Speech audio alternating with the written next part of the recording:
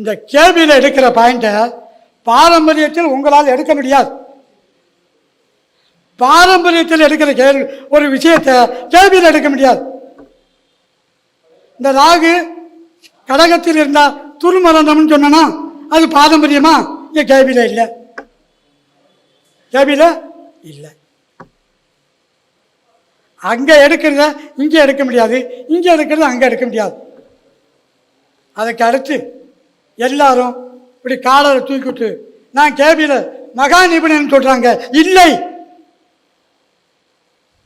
அம்மா நானும் கேபின்னு சொல்லிட்டு கேபி சோச்சரி கேபி சொல்லி தண்டரா போடுறாங்க. அது இல்லை.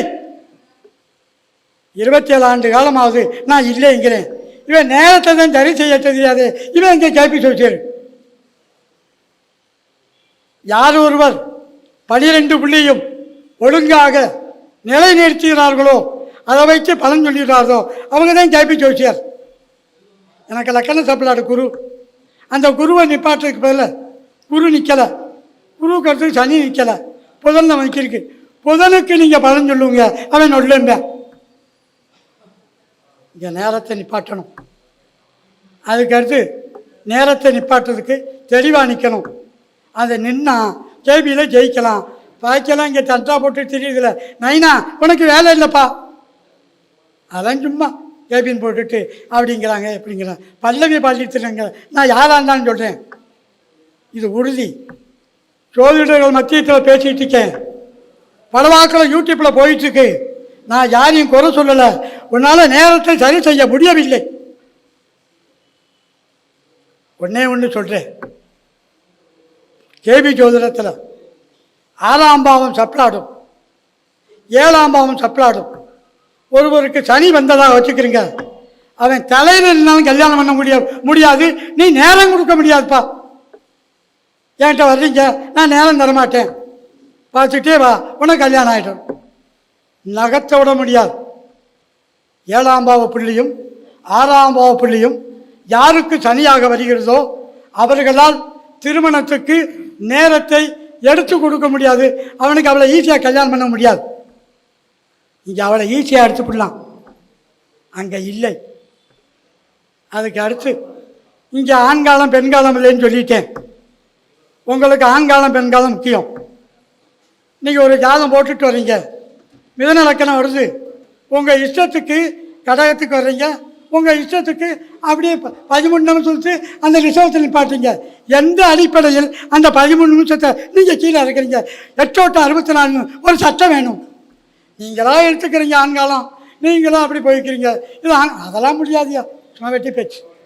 இது ஆண்காலமா அது பெண்காலமா? கிடையாது. இந்த புள்ளியை நிப்பாட்டி அவன் வந்த நேரத்தை சரி செஞ்சு வந்த நபருடைய நேரத்தை குறிப்பிட்டு அந்த நேரத்துக்கு தகுந்தாப்பில் இவனுடைய ஜாத நேரத்தை நிலை நிறுத்தினால் அந்த 12 சப்ளாடு நிற்கும், இல்லைன்னா இருக்கா. அப்போ எனக்கு ராசி வேணாம், அம்சம் வேணாம் வேண்டியதா, எனக்கு லக்கண சப்ளாடு குருவுக்கு போல நீங்கள் புதனுக்கு சொன்னால் எனக்கு ஒத்து வராதுல்ல.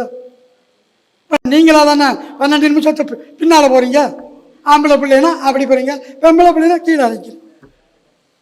சட்டத்தில் இடம் இருக்கா, விதி இருக்கா?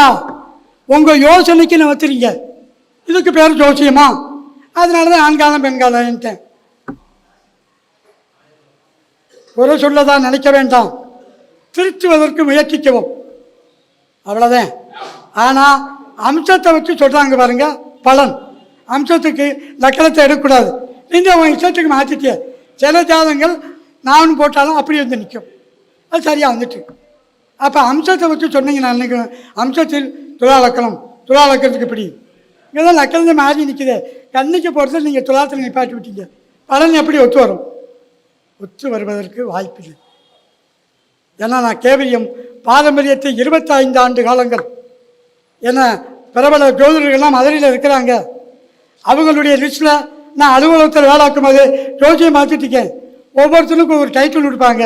சிவலக்கோட்டை சங்கியா, புதூர் ஜெயராமன்னு. எனக்கு கம்மாக்கர ஜோசியர், இப்போ கண்ணாடி மாளிகை. அப்போ என்ன ஒன்று, இப்போ எனக்கு கம்மாக்கர ஜோசியர்னா தெரியும், லைனில் நிற்பாங்க. இன்றைக்கி தொகையை கூட்டிட்டேன், 10 பேருக்கு நான் மன்றா போடுறதுக்கு நான் ஒரு ஆள்கிட்ட 1500 வாங்கிட்டு நான் பாட்டு போயிட்டு போய் டேட்டை கொடுத்துட்டு போயிடணும். ஏன்ட்ட நீ பார்க்க முடியாது. ரெக்கார்டு பண்ணி அனுப்புவேன், நகல் அவங்க வீட்டுக்கு அனுப்புவேன் திருத்தினதா. இது என்னுடைய முறை. அதனால் பாரம்பரியத்தில் எடுப்பதை கேபியில் எடுக்க முடியாது, கேபியில் எடுப்பதை பாரம்பரியத்தில் எடுக்க முடியாது. ஒரு ஆக்சிடெண்ட்டை 100க்கு 95% ஒரு செகண்டில் நிப்பாட்டி விடுவேன். இதே ஆக்சிடென்ட்டுன்னு அங்கே புள்ளி விவரம் ஓடும். இங்கே 4ஆம் இடம் 8ஆம் இடம் தான், உடனே நீங்கள் ஆக்சிடென்ட்டுங்கிறீங்க. 4ஆம் இடம் 8ஆம் இடம் தான் ஆக்சிடெண்ட்டா? ஒரு சொன்னதெல்லாம் நான் கேட்டுக்கேன்.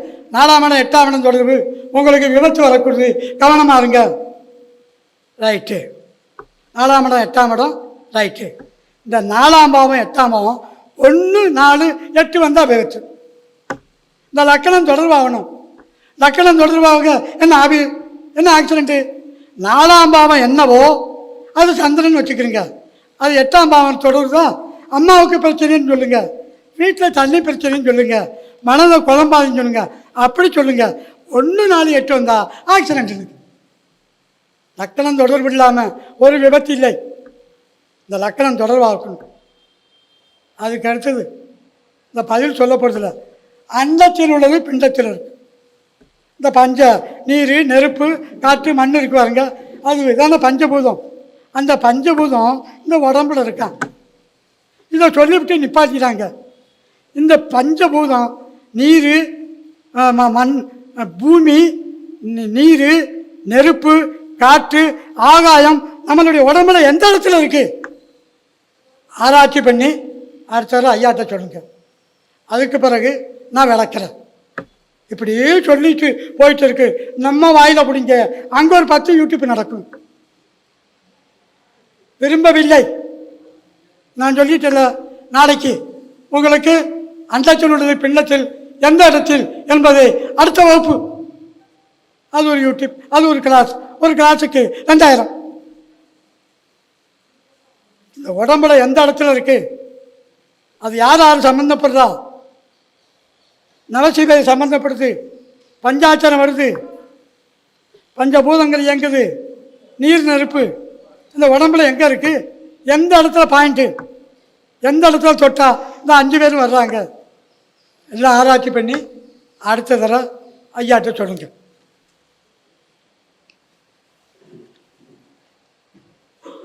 அதுக்கு அடுத்து இந்த திருமண விஷயம் இருக்கு இல்லையா? இந்த திருமண விஷயத்தில் ஒரு ஜாதகத்துக்கு சார் எந்தெந்த நட்சத்திரம் அமையும், என்ன ராசி அமையும் அப்படின்னு கேட்குறாங்க. நீங்கள் அந்த நட்சத்திரத்தை வச்சுட்டு இந்த 7 பொறுத்தோ 8 பொறுத்தோ எது இருக்கோ அதை லட்சியும் யோனியும் வெளிக்கிட்டு அந்த நட்சத்திரத்தை மட்டும் கொடுக்குறீங்க. அது அல்ல, அது கிடையாது. எந்த ராசி, எந்த லக்கணம், எந்த ராசி, எந்த நட்சத்திரம் இந்த ஜாதகத்துக்கு அமையும்னு தீர்க்கமாக எழுதி கையெழுத்து போட்டு கொடுக்கணும். உங்கள் மதம் இல்லை. நீங்கள் ஒரு ஜாதகம் வருது, இந்த புனர்பூச நட்சத்திரத்துக்கு 7 பொருத்தம் 8 பொருத்தம் அதெல்லாம் தூக்கிக்கிட்டு அதில் நட்சத்திரத்தை நீங்கிட்டு பாக்கி இதை பாருங்கம்மாங்கிறீங்க. அது அல்ல, அது முறை அல்ல. அதுங்க ராசி மாறிடும்.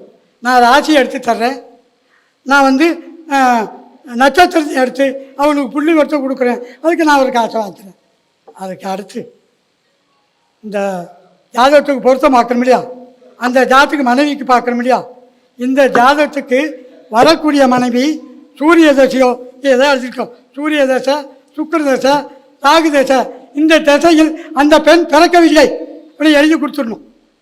அந்த பெண்ணு 13 3 9 நட்சத்திரம், நான் தசையை மாறிட்டேன், அதை வராது. அதில் கண்டிப்பாக அதை எடுத்து பார்த்தா இந்த 3 ராசிக்குள்ள அவன் மனைவி வராது. உங்கள் அப்பா வரமாட்டார், உங்கள் அப்பாவுக்கு எடுத்து தருவேன், உங்கள் அம்மாவுக்கு எடுத்து தருவேன். இந்த ராசியில் உங்கள் வீட்டில் இந்த 3 நட்சத்திரம் 9 நட்சத்திரத்தில் உங்கள் அப்பா பிறக்கலாம், உங்கள் கணவர் பிறக்கலாம், உங்கள் எல்லாருக்கும் மாறும் ஒவ்வொருத்தருக்கும். அப்போ அப்படி தான் நம்ம நிர்ணயம் பண்ணணும். அப்போ இந்த 9 நட்சத்திரத்தில் பிறக்கவில்லை என்று எழுத்துப்பூர்வமாக எழுதி கொடுத்து வருகிறோம். யூடியூப்பில் கேளுங்க, அதில் விஷயத்தை சொல்லலை. இதே மாதிரி சொல்லிட்டு பார்த்தேன், நான் கொடுக்க நீ ஒரு கிளாஸா, நான் முடிச்சா வைக்கிறேன்னு வச்சுக்க, நீ ஒரு கிளாஸ். அதுக்கு அடுத்து அதை அப்படி எடுக்கணும்.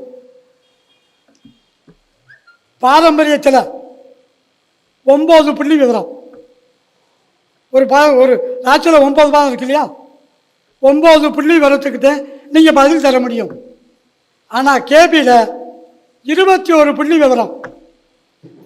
அந்த 21ல் 9 கழிங்க, அவ்வளவு விவரங்கள் அங்கே உள்ளே இருக்குது. 21 புள்ளி விவரத்துக்கு நீங்கள் எடுக்கலாம், அங்கே நீங்கள் 9 புள்ளி விவரத்துக்கு தான் எடுக்கிறீங்க. அப்போ எத்தனை கூடுதல் நடக்கிறோம்? அவ்வளோ வித்தியாசமாக ஓடுது. அதில் நோய் மாறும், அவனுடைய தொழில் மாறும், எல்லாம் மாறும். உங்கள் ஜாதகத்தை கொடுத்துட்டீங்க.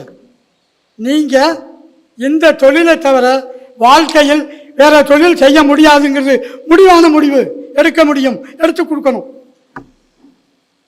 உங்கள் ஜாதகத்தை வச்சு நீங்கள் இந்த தொழில்தான், இதை தவிர நீங்கள் வாழ முடியாது. இந்த நோய் தான், இந்த நோயை தவிர நீ தொட முடியாது.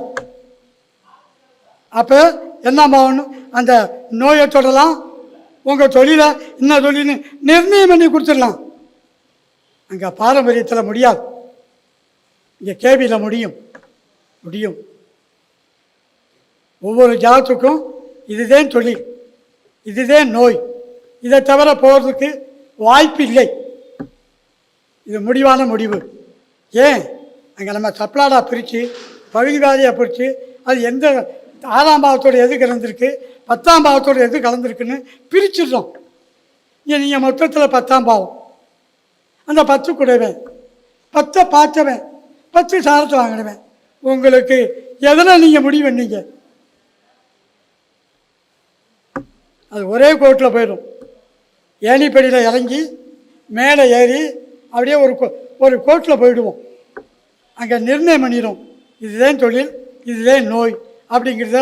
ஐயா டைம் முடிஞ்சு வச்சுன்னா இங்கே துண்டை தூக்கிடுங்க, புரியுதுங்களா? அப்போ அங்கே கேபியிலுக்கு உள்ள வித்தியாசங்கள் இங்கே 21, அங்கே 9, அப்புறம் அடுத்து 22, இப்படி மாறும். 249 புள்ளி விவரங்கள் கேபியில். அந்த 249ல் 108 கழிங்க, அதுபோக மீதி 141 புள்ளி விவரங்கள் அங்கே எடுக்கலாம்.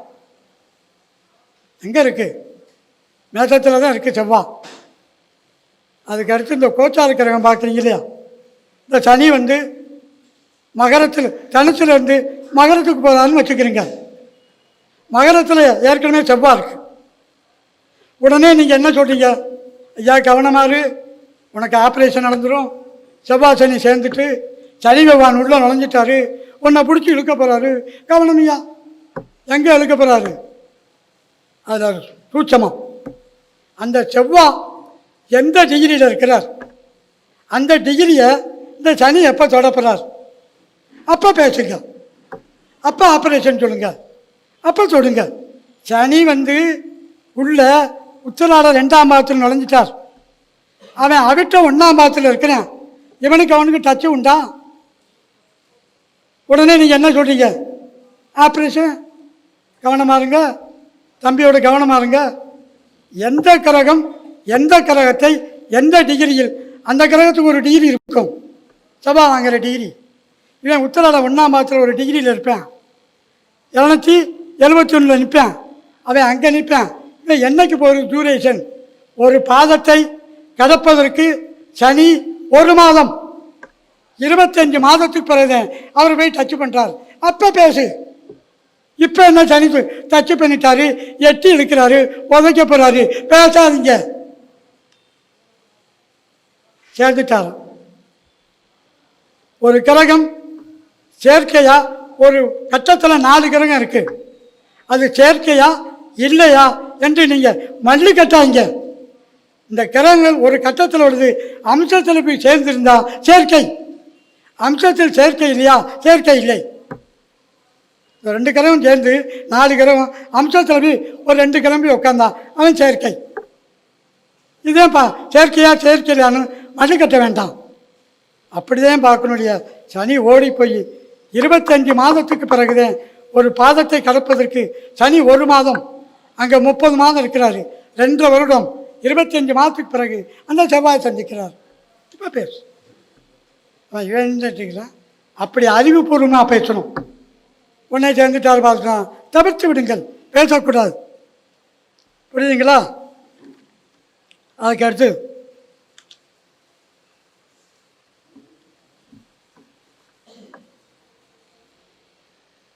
இந்த விம்சோத்திரா தேசம் 120 வருஷம் வருதா? 120 வருஷம் தானே விம்சோத்திரா தேசம் நடக்கிறோம். அதை அந்த 12 வீட்டுக்கு எப்படி பிரிக்கிறது? விம்சோத்திரா தேசை சிம்பிள், இந்த லாஜிக்கை புரியுதுக்கா சொல்லி 12 வருஷம் 120. அந்த 120ஐ 12 கட்டத்துக்கு எப்படி பிரிப்பீங்க ஐயா? பேசாங்க. 120 வருடத்தை 12 ராசியும் கொண்டாடணுங்க. 12 ராசிக்கு பிரித்தா அந்த 120 கரெக்டாக வரணும். அது எப்படி எடுப்பீங்க? 10 மாதம் இதுக்கு பேர் கணக்கா? ஒரு வீட்டுக்கு 10, அடுத்த வீட்டுக்கு 10, அடுத்த வீட்டுக்கு 10, அடுத்த வீட்டுக்கு அவன் அப்படியே பேர் ரொம்ப அழகாக வகுத்து சொல்லிட்டார். நான் வாய்ப்பில்லை நைனா. 120 வருஷம் வரணுமா? விடையை சொல்லிடுறேன். வரணுமில்ல. 12 வருஷத்துக்கு 120 12ஆவது வச்சா 10 வருஷம் சரிதானா? இது ஓகே. இங்கே ஒரே ஒரு இண்டு போட்டுங்க. நமக்கு 120 வருஷம் கணக்கு வரணுமாமா? மேசத்தில் 7 வருஷம் கேது, 20 வருஷம் 1.5 வருடம் சூரியன். இப்போ இதை கூட்டுங்க. அடுத்த வீட்டுக்கு 3 மாதத்தை கூட்டுங்க. 10 வருஷத்தை கூட்டுங்க. 3 மாதம் இருக்கணுமா? அந்த 3க்கு எத்தனை வருஷம்? இங்கே 1 போயிட்டு பாக்கி 4 தானே இருக்குது ரிஷபத்தில். அது ஒரு 10 கூட்டுங்க. செவ்வாயில் ஒரு 3 மட்டும் 7 கூட்டுங்க. அது எத்தனை வருது? அத்தனை தான். அதுக்கடுத்து மிதுனம் இருக்கா? அதில் மிருகசீரிடம் 2 மாதம் இருக்கா? 3 வருடமா? ராகு 18 வருஷமா? சனி எத்தனை வருஷம்? 12 வருஷம். இதை கூட்டுங்க. திருப்பி 4 வருஷம் இங்கே இருக்கா? இந்த 4 எல்லாத்தையும், இந்த மேஷம் ரிஷபம் மிதுனம் எல்லா வீட்டையும் கூட்டுங்க. இப்போ 120 வருஷம் வரும். அடுத்து மகத்திலிருந்து கேட்ட வரையும் முடிங்க. மகத்திலிருந்து கேட்ட வரையும் கூட்டு வருங்க. இது ஒரு 120 வருஷம். அடுத்து மூலத்திலிருந்து மீனம் வாங்க ரேவதி 120 வருஷம். சரியா போச்சா? யாருக்கும் புரியவில்லை என்று நினைக்கிறேன். அந்தந்த வருஷத்தை கூட்டுங்க சார். அடுத்த வீட்டில் கூட்டுங்க சார். இந்த கடை வரி வாங்க சார். 120 வருஷம் சார். அங்கே 4 பிரித்தாச்சா 120 வருஷத்தை. அடுத்து மகத்திலேருந்து கேட்ட வரி வாங்க 120 வருஷம்.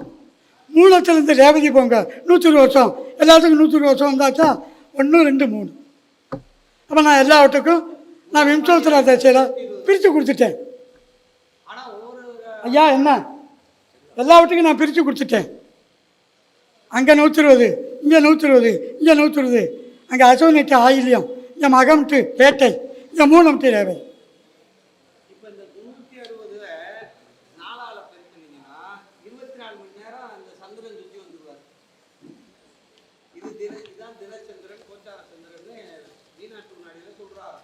வீட்டை போய் அங்கேருந்து கூட்டுங்கம்மா. ஒவ்வொரு வீட்டில் வேறு வருஷம் இருக்கலாமா? அதை கூட்டுங்கம்மா. அடுத்து கூட்டுங்கம்மா. அடுத்து கூட்டுங்கம்மா. அடுத்து கூட்டுங்கம்மா. 120 வந்துடுமா? திருப்பி மகத்திலேருந்து கேட்ட வரையும் வாங்கம்மா. 120 கூட்டுங்கம்மா. அடுத்து மூலத்திலேருந்து கூட்டுங்கம்மா. ரேவதி வரையும் கூட்டுமா. 120 தான். எல்லாத்துக்கும் 120 கொடுத்தாச்சு. சாச்சா? சரி.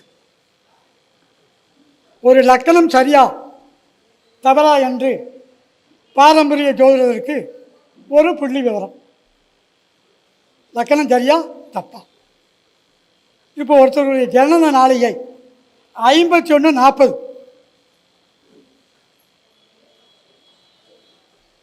இதை நாளிகை ஆக்கணும்னா மொத்தம் 310 வரும். இந்த 310 வந்ததோட அவனுடைய தமிழ் வருஷத்தை கூட்டுங்க. அது இந்த ஜனன நாளிகை இருக்குல்ல, அது அப்படியே நாளிகை ஆக்குங்க. ஆமாம், 51-40 அப்படியே நாளியாக கொண்டாந்து அதோட வந்தது 51-40க்கு 310 வரும். இந்த 310ஓட அந்த நபருடைய தமிழ் தேதி என்ன தேதின்னு பாருங்கள். இந்த ஜாதியுடைய தமிழ் தேதி 8ஆம் தேதி. இந்த 310ஓட 8 கூட்டுங்க. 310ஓட 8 கூட்டுங்க, 318 வரும். இந்த 318 30ஆல் வகுங்க, 10 மீதி 18. ஜனன நாளையை மொத்தத்தில் 4 ஆக்குங்க சார். அதோட தமிழ் தேதியை கூட்டுங்க சார், அதை 30ஆல் வகுங்க சார். ஈவும் மீதியும் வரும். இந்த ஈவு 10 மீதி 18. சூரியன் எந்த இடத்துல இருக்கிறாரோ அந்த வீட்டிலேருந்து 10 வீடு வாங்க. 10 வீடு வந்தாச்சு, மீதி இருக்கு இல்லையா, அடுத்த வீடு லக்கணம்.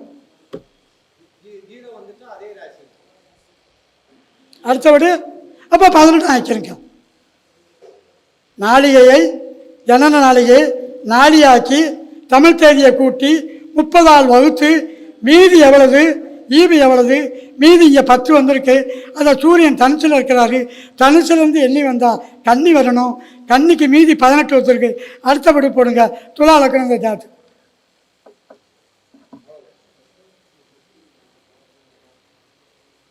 லக்கணம் சரியாயிடுச்சு, லக்கணம் சரி. அப்போ ஈஸியாக லக்கணத்தை போட்டாச்சுல, அந்த மாதிரி அமைப்பு அப்படி போட்டு பார்த்தீங்களா அந்த லக்கணம் சரியாக இருக்கும்.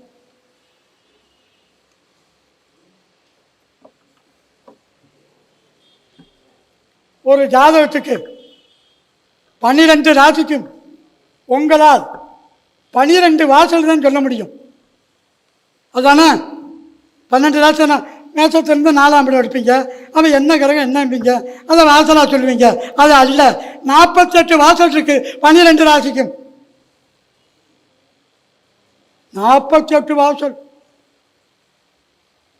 தென்மடல் வீதி, கிளமேல் வாசல், கிளமேலுடைய வீதி, தெற்கு பார்த்த வாசல், இப்படி ஒவ்வொரு வீட்டுக்கும் 4 வாசல். 48 வாசல் இருக்கு. புள்ளி விவரம் இருக்குது, நானா தேடி எடுக்க முடியாது. நீங்கள் 12 வீடு தான் எடுப்பீங்க, நான் 48 வீடு எடுப்பேன். அந்த வீடு தான், அந்த வீடை நீங்கள் சொல்கிறீங்கன்னு வச்சுருங்க, அதெல்லாம் இல்லையம்பேன். தரன்னு இழுத்துட்டு போய் நீ எங்கே பிறந்த அங்கே போங்க, அந்த வீடு வாசலாக வரும். அதான உண்மைம்மா. அந்த வீடு இல்லை இங்கே இருப்பேன், சொந்த வீட்டுக்கானுக்கு அது வந்துடும், நாளைக்கு அங்கே போவேன்.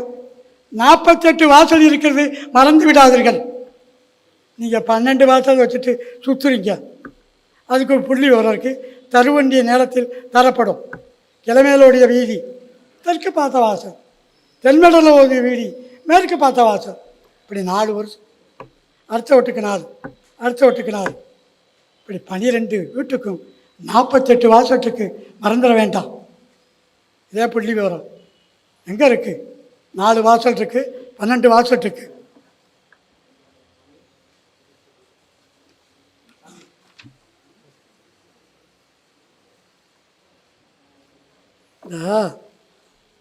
எங்கள் கணக்கு பிரகாரம் 6ஆம் வீட்டு செப்பலாடு திருத்தப்பட்ட ஜாத்துக்கு சனின்னு வச்சுக்கிறீங்க.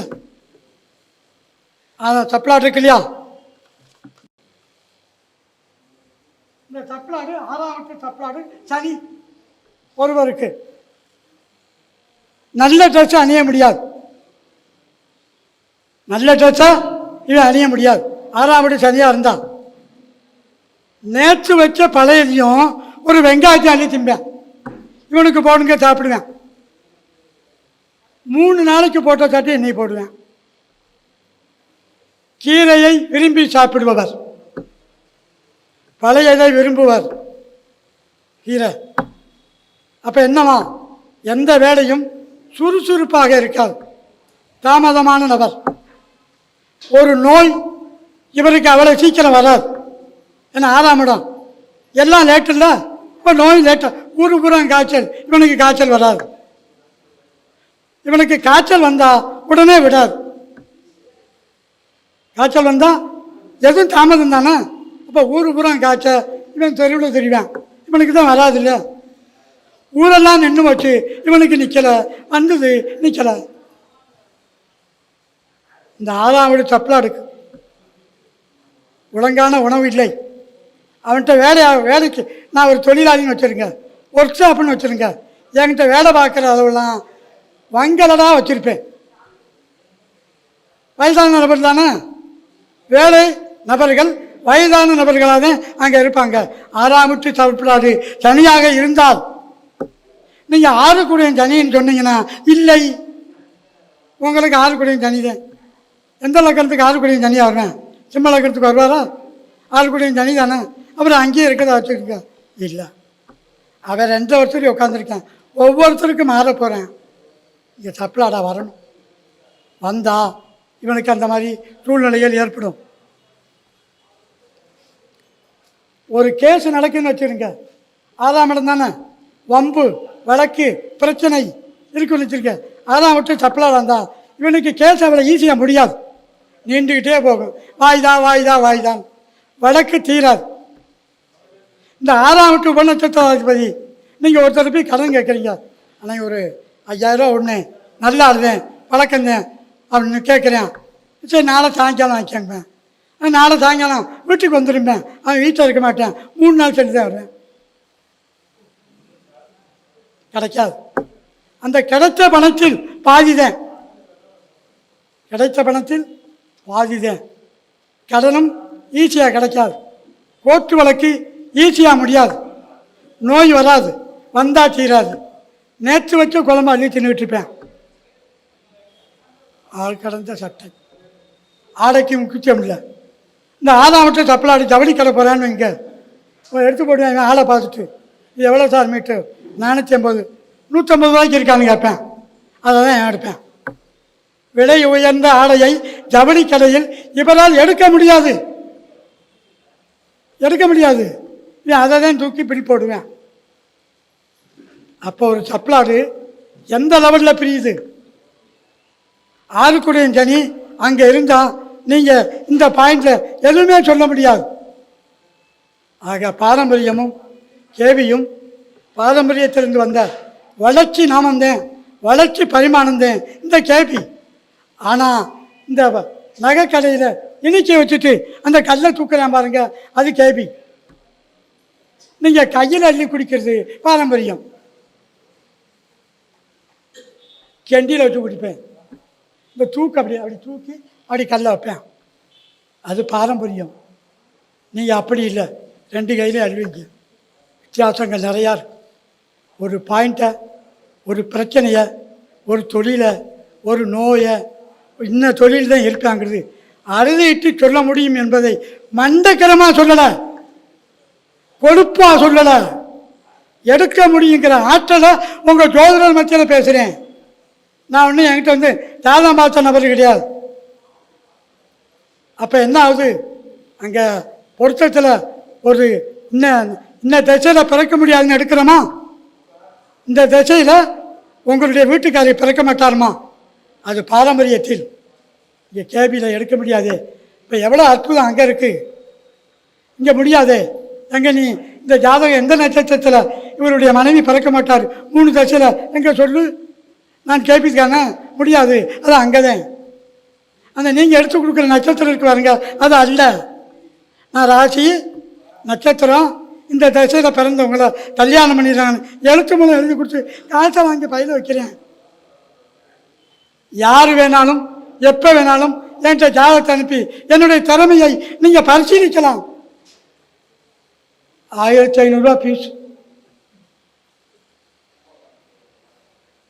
அங்கேருந்து ஃபோன் பண்ணிவிட்டு ஓசியில் கேட்டுறாங்க, ஏகப்பட்ட வேலை இருக்குது, உங்களுக்கு திருத்தப்பட்ட நகல் வரும், எந்த கேள்வியும் என்கிட்ட கேட்காதீங்க, நானும் உங்கள்கிட்ட எதையும் கேட்க மாட்டேன், உங்கள்கிட்ட கேட்டுட்டு என்னங்க கேட்குறீங்க அப்படின்னு சொல்லி ரெக்கார்டு பண்ணி 5 மேப் ட்ராயிங் நோட்டில் எழுதி அதை இரவு 10:45 மணிக்கு இங்கே அவங்க வீட்டுக்கு வாட்ஸ்அப்பில் நான் ஃபோன் மேலே ரெக்கார்டு பண்ணி ஒரு 15 நிமிஷம் அதை அனுப்பிச்சி விடுவேன். நானே சொல்லிட்டாருன்னு சொல்லி வீட்டில் போய் ஃபோன் பண்ணிடுறாங்க. ஃபீஸ் 1500. பணக்காரனாக இருந்தாலும் ஏழையாக இருந்தாலும் அதே ஃபீஸு தான், கூட வாங்க மாட்டேன். 3 நகல் அனுப்புவேன். ஒரு நகல் இந்த மாதிரி நகல், இதை லாமினேஷன் பண்ணி அனுப்புவேன். இன்னொரு அஷ்டவர்க்கப்பரோட 4. நான் ஒரே வரியில் சொல்லிட்டேன், எனக்கு ராசி வேணாம், அம்சம் வேணாம், திரைகாணம் வேணாம், இந்த கஷ்டம், இந்த தசாபுத்தியும் இந்த இதை மட்டும் என்கிட்ட கொடுங்க. உங்கள் 10 பேரை வச்சு ஜோசியம் சொல்கிறேன். உங்கள் வீட்டில் உங்கள் அப்பா உங்கள் குடும்பத்தில் இந்த மாதத்தில் பிறந்தவர்கள் அதிகமாக இருக்கிறார்கள். ஆடி மாதம், வைகாசி, சித்திரை இந்த மாதத்தில் இருக்கிறாங்க. ஒருத்தருக்கு 4 மாதம் வரும், ஒருத்தருக்கு 3 மாதம் வரும், ஒருத்தருக்கு 5 மாதம் வரும். ஐயா, எங்கள் சித்தப்பா நீங்கள் சொன்ன வராரம் ஆடி மாதம்னு நீங்கள் சொல்லிட்டீங்க. நான் ஆடி மாதம் நீங்கள் என்கிட்ட சொல்லிட்டீங்களா? நான் அவர் பிறந்த தேதியை சொல்கிறேன். நீங்கள் ஆடின்ட்டீங்க. ஐயா, எங்கள் சித்தப்பா ஆடி. சரிம்மா, உங்கள் சித்தப்பா இந்த தேதியில் பிறந்து வருமா? அதை பாருங்கள், அந்த தேதி தான். மாற முடியாது. டெஸ்ட்டு பண்ணிக்கலாம். மாதத்தை சொல்லியாச்சு, இங்கே இதை சொல்லியாச்சு. காலங்கள் உருண்டோடி ஓடிக்கிட்டு இருக்கு. அவங்க பையில தூக்கி வைக்கிறாங்க. எல்லா பாயிண்ட்டும் வாங்கிட்டாங்க. இனி சொல்கிறதுக்கு பாயிண்ட் இல்லை, அதனால் எடுத்து வச்சுட்டாங்க. ஆனால் ஐயா என்ன, ஐயா திறமையான ஆள். ஐயா 10 பாயிண்ட் கொடுத்துருக்கல, 10 பாயிண்ட்டை போய் பாருங்கம்மா. கிடைக்காத பாயிண்ட்டு எங்கேயாவது யூடியூப்பில் போட்டிருந்தா எனக்கு ஃபோன் பண்ணுங்க. அதுக்கடுத்து இன்னொன்று சொல்ல மறந்துட்டேன். யாருக்கு இப்போ ஒருத்தருக்கு சிம்மத்தில் ராகு, சிம்மத்தில் அவர் கேது சாரத்தை வாங்கிட்டார். ராகு கேது சாரத்தை, கேது ராகு சாரத்தை அப்படி மாற்றி வாங்குறாங்கன்னு வச்சுருங்க. அந்த ஜாதகம் இருக்கோ, அந்த ஜாதகருடைய குடும்பத்தில் கண்ணில் ஒருவர் ஒச்சம் இல்லைன்னா நீ அங்கே வீட்டில் பிறக்கல, நீ வேற வீட்டில் பிறந்திருக்க. கண்ணில் ஒச்சம், சிம்மத்தில் ராகு இருக்கிறாரு, அது மகன் தாரத்தில் இருக்கிறாரு. கண்ணை நோண்டிப்பிடும். இவனுக்கோ அப்பாவுக்கோ அம்மாவுக்கோ உடன் பிறந்தவருக்கோ கண்ணில் ஒச்சம் இல்லாமல் அந்த வீட்டை அவர் பறக்க மாட்டார். சில முக்கியமான தவறுகள் துண்டை எடுத்து வச்சுட்டாரு. முக்கியமாக அதுவே மரியாதை. சார் இங்கே நிற்கக்கூடாது, இது தவறு. நீங்கள் என்ன பண்ணணும், இப்படி நிற்கணும். நான் பேசிகிட்டு இருக்கேன், நீங்கள் இங்கே இருக்குது, எனக்கு என்ன தெரியும்? இங்கே இருந்தானே இந்த வளவளத்த பேச்சாளுகள் நிப்பாட்டுவாங்க. அப்போ என்னாச்சு? துண்டு போட போகிறேன், உன் பேச்சை நிப்பாட்டுப்பா நைனா. எப்போவுமே இனிமேல் அடுத்த மீட்டிங்கில் நீங்கள் இங்கே நின்றுங்க. நீங்கள் இங்கே நிற்கிறீங்க, வளன்னு ஜோதிடமாக பேசணும். இங்கே கம்பராமாயணத்துக்கும் மகாபாரதத்துக்கும் இங்கே இடம் கிடையாது. பேசுனீங்களா, ஜோதிடத்தை பற்றி பேசுங்க. கம்பராமாயணம், மகாபாரதம், சிலப்பதிகாரம் இங்கே வேலை இல்லை. வந்தீங்களா, ஒரு 10 பாயிண்ட் கொடுங்க. நான் 10 பாயிண்ட் கொடுத்துருக்கேன். 540 பாயிண்ட் வீட்டில் இருக்கு. எத்தனை பாயிண்ட்டு? 540.